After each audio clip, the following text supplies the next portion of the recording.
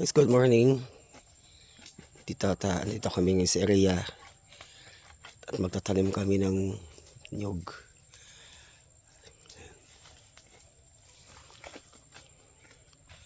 Lalagyan ko ng nyog yung mga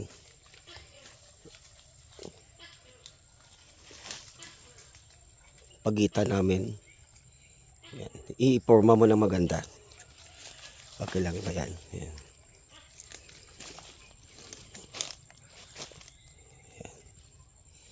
Yan siya. Hindi siya kahilay, no? Para okay lang. Ano yun.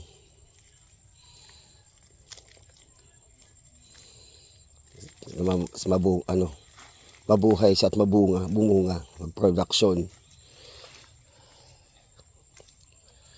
So, kailangan kasi meron meron to sa boundary. Meron dapat siyang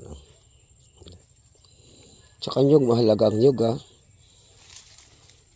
Tingnan mo, mga kopra, dapat may kopra. Isid-sid mo kaya. Ganyan lang ba yan?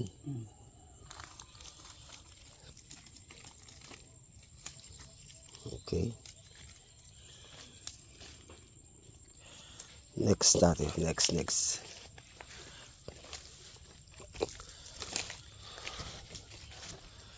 Dito tayo sa... kunin mo yung dalawa doon. Ako hindi ko hindi ako marunong maglakad dito sa... Kaya nga ako nag-rubber shoes, eh.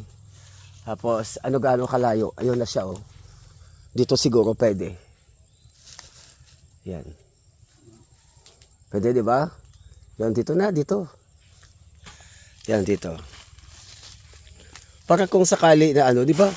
Meron ako nakitang nyog, yung pagka nag-harvest sila, tumutulay lang sila sa kawayan. Di ba? Di, okay lang. Yan.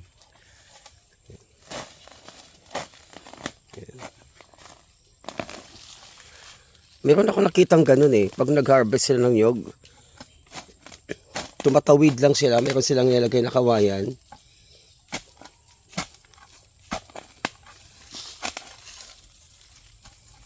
Hindi na sila bumababa para umakyat ulit ng isang puno. Meron ako nakitang ganun, eh. Pag nagkupara sila, dire-diretso sila sa taas. Tapos tutulay-tulay lang sila. Meron silang tawiran na kawayan.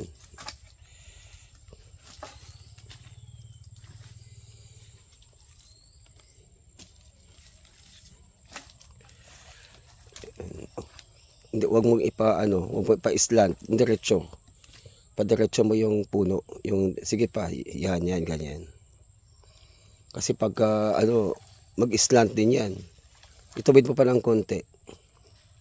Yan, sige. Di ba malalim ang hukay dyan? Iba ganyan ko, ang kototan.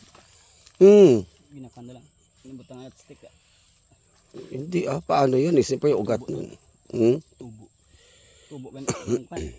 Kahit pa, siyempre, mas maganda yung may pundasyon. May pundasyon man ng kuan na butang da. Pinakuan na ba daw may tuwagdok ba? Butong nga pinha. Hindi, ibig ko sabihin yun, dapat nakabaon talaga siya para kung halimbawa na yung ugat niya, sa ilalim siya nag-develop. Para pag mahangin, hindi siya matumba. Basta-basta. Okay, yan.